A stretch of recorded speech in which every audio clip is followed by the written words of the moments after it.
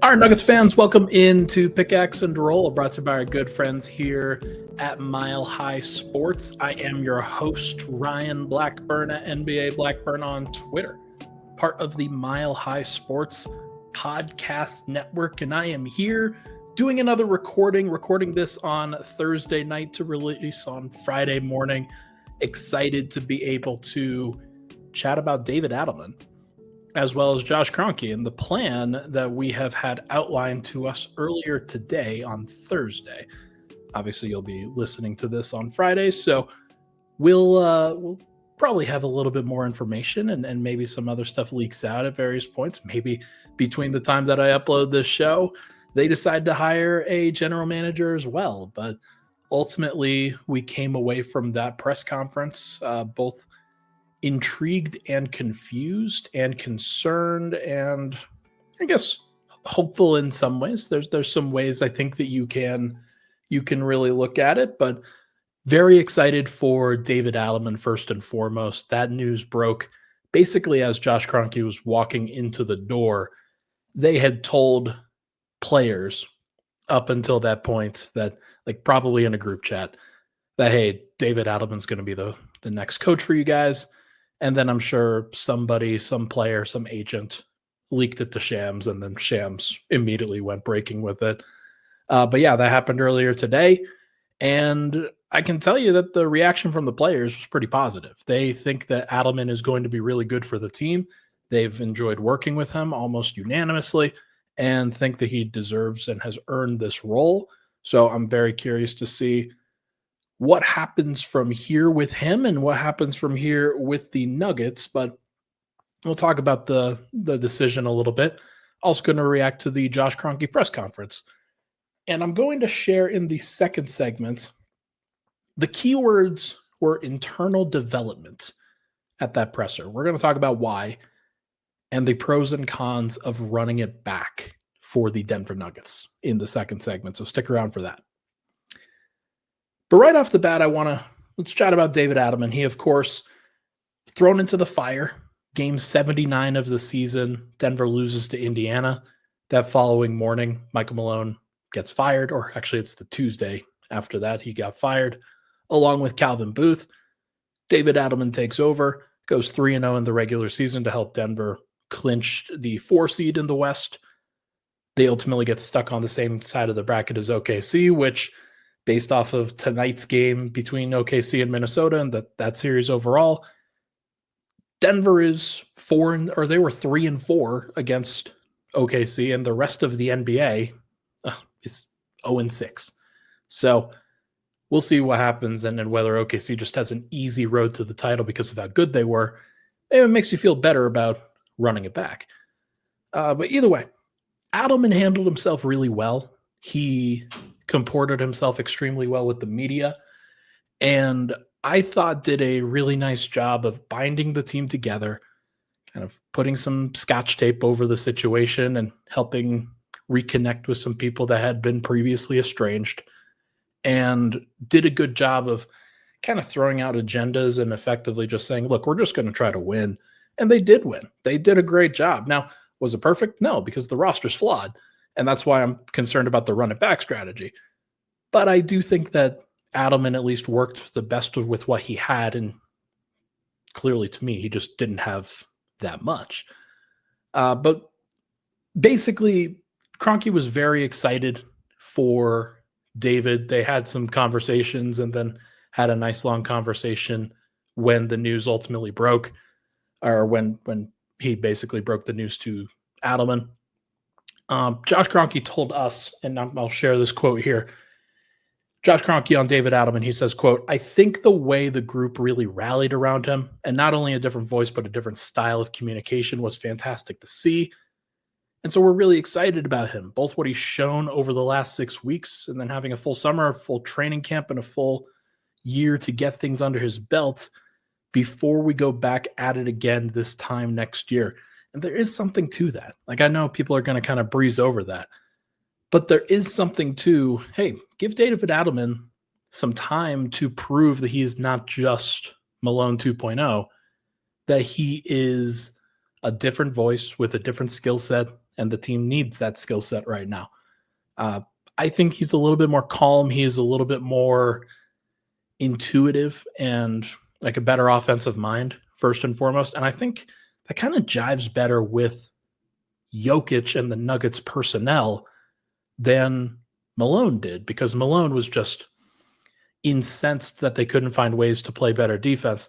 And I get it, because they were better than the 21st ranked defensive team. And so much of it was effort based and intensity based and want to based. But oftentimes you want your coach to line up with the personnel that they have. And then my hope is that Denver will have the opportunity, and Adelman will have the opportunity to hire some assistants and reshape the roster and reshape the coaching staff in a way that like allows him to be best with his offensive side of things, and then maybe he can get some help on the defensive end. I don't know that Ryan Saunders is the right guy for that. Denver has had trouble with implementing some of what Ryan Saunders has done. And I think they probably need a more dynamic defensive mind, I would guess. Somebody that the team is willing to go all out for more consistently, but also can help structure some defenses in a way that hides some things that Nikola Jokic needs to have hidden during the games. That Denver's got a whole bunch of personnel that they have to figure out. So I think Adelman will do a great job with the offense, though. The Nuggets ranked second in offense this year, despite the fact that they didn't have any outside shooting. Their best outside shooters were Jamal Murray, Michael Porter, and Nikola Jokic. And that was really it. Like, they got good shooting years from Aaron Gordon, and we'll see whether that continues going forward. But they're going to need to develop, and Adelman, I think, will help that. It's one of his calling cards, is his ability to connect with some of the younger players on the roster, and his willingness and his ability to kind of coax the most out of him that they can. But we'll see what happens with it. The other factor here is that Denver hired Adelman before hiring a general manager. And there is some criticism there. It's something that I wish we could have asked. We only had 25 minutes with Adelman, with Kroenke, excuse me. And the expectation was that, hey, Kroenke said, quote, this is direct quote, "I've promoted from within for several cycles now. Am I going to do that again? I'm not 100% sure. But I know we have some very capable people in this organization, and they've made me rethink a few things that I've already been thinking myself," which is great. I don't want an organization where everybody agrees. I want everyone to challenge people. And then when the door opens and we move out, we're all moving in unison. But like I said, I would be naive if I didn't think about soliciting opinions outside these walls, whether that's from some of my own basketball contacts or hiring a firm that perhaps might be able to give me a list of some of the brightest upcoming minds in the league. But I got a lot of great relationships around basketball. I'm going to be leaning on them heavily. I've already had a lot of people reaching out. So effectively, Josh is talking about the idea of hiring the general manager from within. There's two great candidates that are, I don't know, great, but certainly two credible candidates that I think you could throw out there. One is Ben Tenzer, who was the interim GM for Denver during this transition period. And the other is Tommy Balcetis, who I thought probably should have been the interim GM. I'm still not sure why he wasn't the interim GM, because he was the assistant GM, the second in command under Calvin. And I wonder if maybe there was a thought that like Tommy was a little bit too close to Cal in some situations, but I don't really think that's true just based off of conversations with people in the organization. So it was kind of a surprise to people when Tenzer was made the interim. And also it was a surprise to people when Tenzer was not named the general manager. So this is kind of a different take from Josh. Now, he may decide to go ahead and promote one of those two, Tenzer or Balcetis. But I do think that there is at least a world where Denver goes outside of the walls, tries to get somebody that can bring in fresh perspective and can provide a different skill set from what the Nuggets have had or have currently with the guys that they could promote. And yet, as I said towards the beginning of that diatribe, Denver hired the coach before the general manager. And usually it's reversed because you want the general manager and ownership to be in line with who should be the person to kind of structure as the head coach. What kind of head coach do you want? Do you want somebody who's fiery like a Michael Malone? Do you want somebody who's calm like a David Adelman? Do you want somebody who's more offensive minded, more defensive minded? What kind of styles of play? Like how much experience do they have? General managers have opinions on those things. And whoever Denver brings in as the general manager may have already had an opinion on what Denver should do. But if that didn't jive with what they actually did, then already some misalignment there for what Denver would be hoping to be fully aligned and in unison heading into one of the most important off seasons that they've ever had as an organization. So I'm very curious as to how they handle this and whether the general manager that they bring in is going to be willing and able to work with David Adelman directly. Because what we saw on the previous front was that Michael Malone and Calvin Booth simply weren't willing to work with each other by the end. They thought the other was really trying to get the other fired, basically. And if that is the consistent relationship they have, now that was an extreme example, of course, but if David Adelman and whoever the new general manager is are not in lockstep, then it's that much more difficult to make this work. So curious to see what they decide to do. A couple of other important Josh Kroenke quotes on the Nuggets' lack of flexibility. This kind of was tucked into the end of his opening statement, but I circled back and found it interesting. Quote, "A lot of our roster is locked in from a contractual standpoint. Right now, we don't have a pick in the draft, but we're going to be very active in exploring how we can improve around that, as well as free agency." That doesn't necessarily line up with the internal development aspect. I think Josh was hitting on as many things as he possibly could. Like he wants people to know that they're being aggressive, that they're going to be aggressive. They're going to try to get as much better as they possibly can. But I think he also understands the limitations. And one of those limitations that hasn't really been talked about enough, and I can take some blame for that. If you look at the Nuggets salary sheet and how many players are actually going to be free agents this offseason, it's DeAndre Jordan and Vlatko Cancar. Dario Saric is a player option. Russell Westbrook is a player option. Jalen Pickett, Hunter Tyson, those guys are guaranteed for another year. Peyton Watson has a team option that was exercised. Julian Strawther, rookie contract. Deron Holmes, rookie contract. Christian Brown, rookie contract. So Denver's only got technically, like hypothetically, let's say Russell Westbrook opts out. They're probably going to want to get him back, right? Like there's very few players that could actually handle the point guard position for them unless they made a significant trade that could run it as well as Russell Westbrook ran things, or at least contributed to over the course of this past year. And Denver trusts him and he trusts them. So it's going to be interesting to see what that turns into. But even if he opts out, that's 12 players that they have under contract still, including Dario Saric, Zeke Naji, who probably not super large factors. Hunter Tyson, probably not a super large factor. Maybe Jalen Pickett's more of a factor.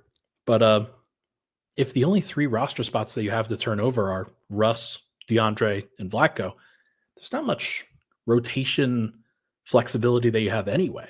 So I think that's important to note for people that Denver could very, and I mean very easily, turn this into, hey, we made sure that Russell Westbrook was back with the team.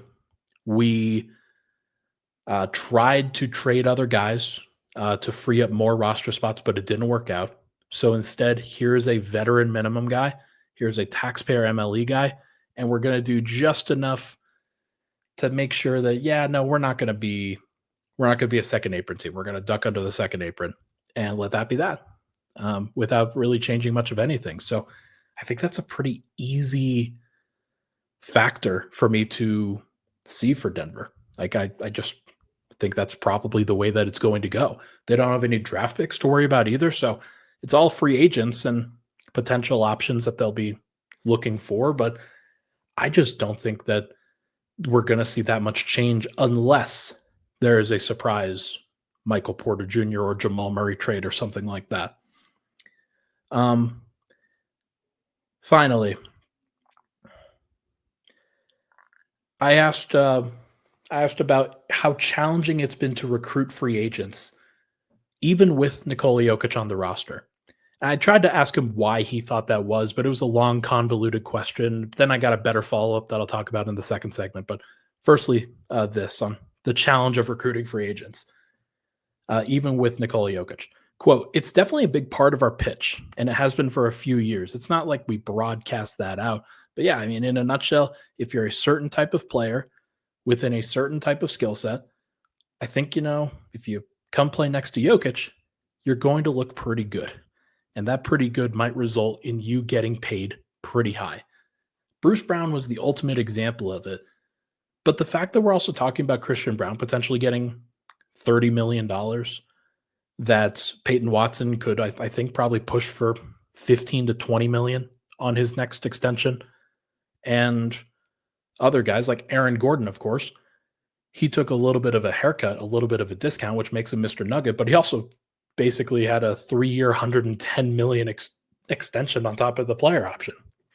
So and by the way, Jamal Murray has a max contract, and they gave Michael Porter a max contract, a max rookie contract, in part because of how good they look next to Joker.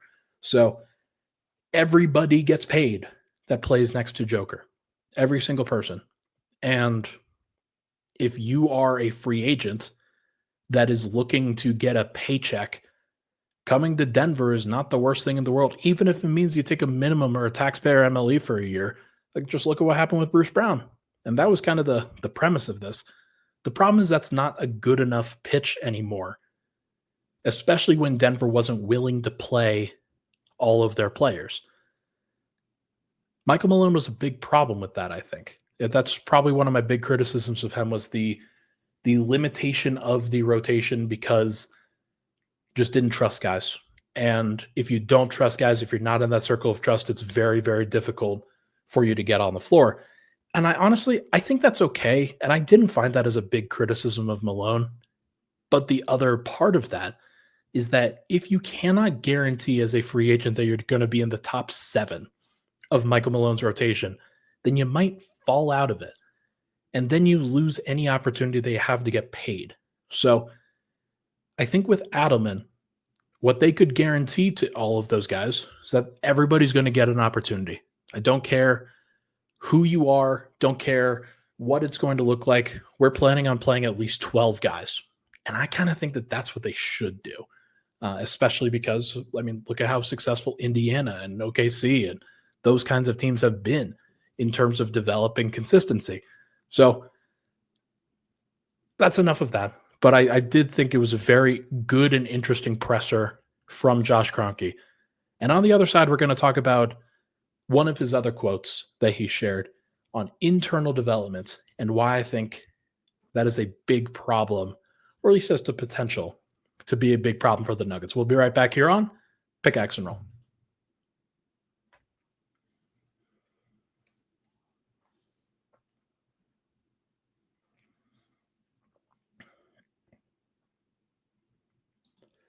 All right, we are back. Pickaxe and Roll, Ryan Blackburn here. Thank you so much for tuning into the show. Hit the like button, hit the subscribe button. Would really, really appreciate it. Let's get down to business here. The final quote of the evening, or of the day, I thought was very, very interesting. I had an opportunity to ask a follow-up to Josh for the question that I tried to ask him initially. He didn't really answer it, so I tried to kind of hammer home the idea of bringing in free agents and how difficult it was and why those free agents had not come to Denver. And he responded with this direct quote: "I think a lot of our answers are internal right now.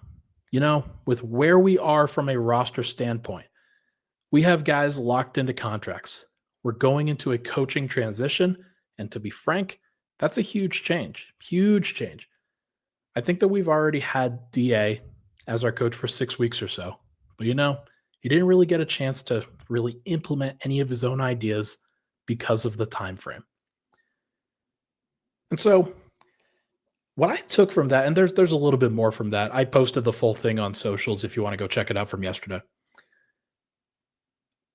What I took from that was that Denver at this point right now is looking at options. And I think that they look at the way that OKC is beaten up on every other team that they faced, including during the regular season. The Nuggets' combined regular season and playoff record against OKC was what, 5-6? It's not that bad. Against everybody else, and I mean everybody else. Let me do the math here real quick. So they were 66 and 12 against all other teams in the regular season. Then they were 70 and 12. Now 72 and 12. OKC was against every other team this year, regular season and playoffs. And against Denver, they were just 6 and 5. So, it's not that crazy, I think, for Denver, if OKC does in fact win the title, for Denver to effectively say, look, we were close. We were close, and running it back, being better on the edges, being healthier when it counts, and pulling the same direction for the entire year, developing better habits, things like that. I think that there's a world where you can talk yourself into that idea. And so the pros of running it back is that they're already close. Look at how close they were. They went to 7 games against the Thunder. And if you get the right guy, if you get the right couple of guys to kind of augment around what you're already doing, then what can OKC seriously hope to get better at against Denver if you've got Jokic and you've got that button to press over and over and over again? Maybe OKC does find another 7-footer that they like. Maybe they continue to invest in small guards like they have. Maybe they get a little bit bigger in some ways, but OKC is going to run out of flexibility at some point from a roster and financial standpoint. So they might have to make decisions that make them worse or slightly worse, and then Denver maybe catches them in the right year. But that's the pros. The pros also, it's easier to run it back. It's going to be really hard to change things because of the lack of flexibility that Denver has. And secretly, I kind of think that's the reason why they're doing it.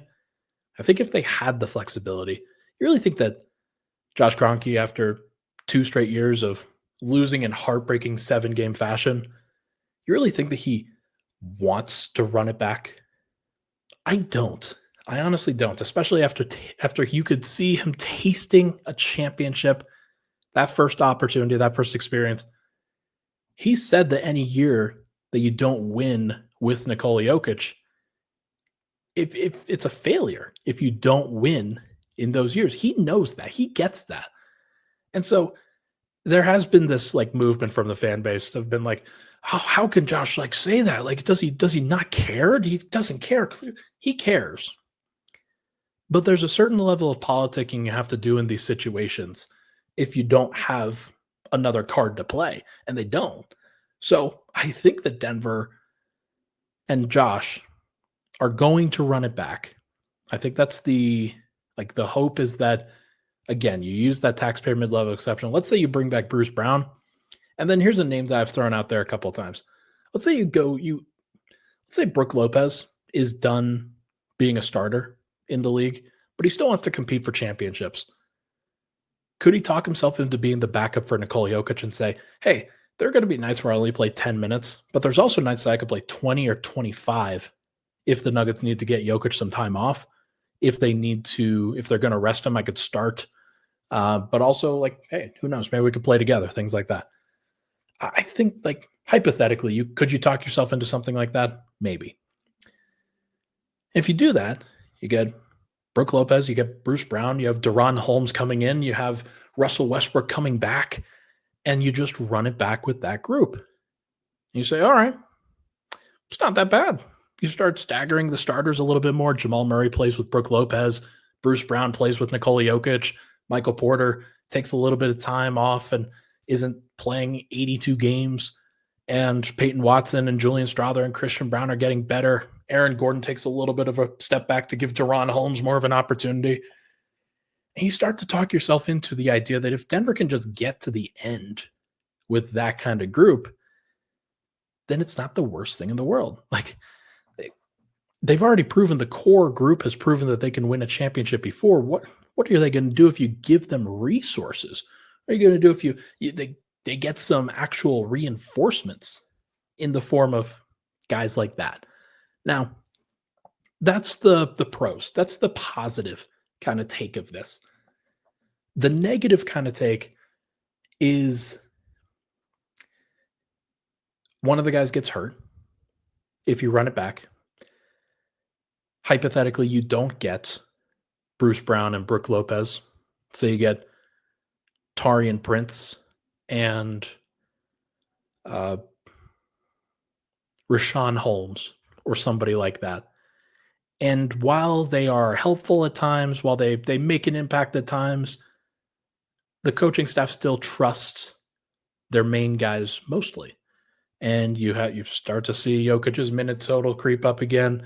Denver didn't really fully address the spacing issue that they have. They brought back Russ. Christian Brown and him don't necessarily fit well together because they're taking turns passing up threes or taking bad ones. And Denver's in this situation where they don't really have enough ball handling and creation to take pressure off of Jamal Murray and Nikola Jokic. Those guys get ran down during the regular season.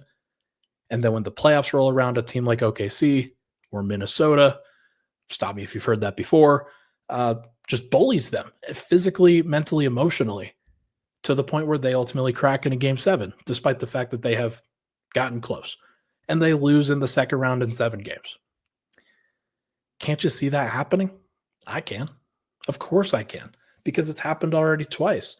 And if you bring basically the same group back and kind of just switch out some of the side characters, it's probably going to be mostly the same story. So now there are ways that it could change it. I don't think that there's any doubt that they could absolutely win a championship, even if they keep the same group. Like, I think that they can. It's why I never fully wrote them off percentage wise. Like, I never gave them a 0% chance to win the championship. I might have said some things, but like, it was always about a 5 to 7% chance that they had to win a championship. And then they won game 1 against OKC, immediately rises to about 15, 20% at that point, because that was a game that they shouldn't have won. And then talking to somebody after the presser today, they feel like they should have won game 5. And then you put all of the pressure on OKC going into Denver in game 6, down 3-2. And you see what happens in that kind of situation where they have to go on the road and do that. So I don't know, man. Like, I think that there is a world where they can talk themselves into running it back being the right call. They can talk themselves into running it back being the wrong call because they've already done it multiple times. And that's kind of what I just think that they've done after the championship in both of these past years. They ran it back. They lost somebody valuable. They thought that they could replace them internally, but unfortunately, they didn't have anybody to replace that person in the rotation.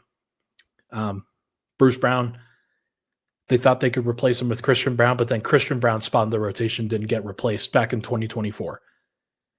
And then KCP, they thought they could replace him with Christian Brown, and he did a pretty good job, but they didn't replace Christian Brown's spot in the rotation with anybody, because Peyton Watson was already there, and Julian Strawther struggled for all but one game, and like, you just didn't get the consistency that you needed. And at that point, like, that was even with the starters playing solid, but previous years they were playing way better. And so you run into the unfortunate reality, one that I don't think has been fully internalized by the Nuggets org, is that other teams have just gotten better. Denver's gotten a little worse, but they're mostly the same. Other teams have just gotten better, and I don't think it's going to change. OKC, you can make the case that they might get slightly worse at some points, but for the most part, they're going to be more experienced, more capable in these years. They won't be scared of Denver. Minnesota won't be scared of Denver. San Antonio is a team that I've got my eye on. Houston is a team I've got my eye on. There's a lot of teams, even the current kind of old group, the Lakers, the Warriors, the Clippers to some extent. The Suns, don't really believe in the Suns. But there will be other teams that kind of pop up and consistently try to kind of stake their claim and get a little bit better. Memphis, I think Memphis is kind of in an interesting spot. We'll see whether they can actually bounce back, but it's not going to be easy, man. Denver, Minnesota, OKC still feel like the three best teams in the conference. It probably will be for the foreseeable future. But getting to that top level, I don't think that Denver's there. I think OKC's there by themselves right now. But getting to that top level in the Western Conference is going to be very difficult. It's something that, frankly, to that degree, maybe 2023 the Nuggets beat them, but they also might not. OKC's really good. They won 68 for a reason. They are really good. So could Denver have beaten them with that particular year? Maybe. I don't know. I actually don't. But it would have been nice to have KCP and Bruce Brown for that series. That's for sure. So look, there's a lot of concerns, and just running it back without a draft pick, without any draft picks, and saying to yourself that we are going to get tangibly better is a tricky proposition, just from a talent standpoint. Maybe David Adelman and the coaching staff makes a little bit of a difference. Maybe there's some marginal differences that they can make. But Josh, I think, may be overestimating the actual difference from coach to coach that might occur in this situation. I don't think that it's going to be that crazy. But hey, everybody knows I've been wrong before. So we'll see what happens. I'm curious to see what it looks like, but I think they are going to run it back. And I think that's going to make a lot of people mad, just seeing my mentions and seeing my responses on social and what other people have been putting out there. So it'll be interesting to see how they handle it, but very curious to see what goes down. So, folks, that is going to do it for this episode of Pickaxe and Roll, brought to you by our good friends here at Mile High Sports. Thank you so much for tuning into the show. Please hit that like button, hit that subscribe button. Would really, really appreciate it if you did. I'll be off for the weekend, but then over the course of the next week, I'm going to start really doing some season, not just season in review content, but I'll be doing some player reviews in general.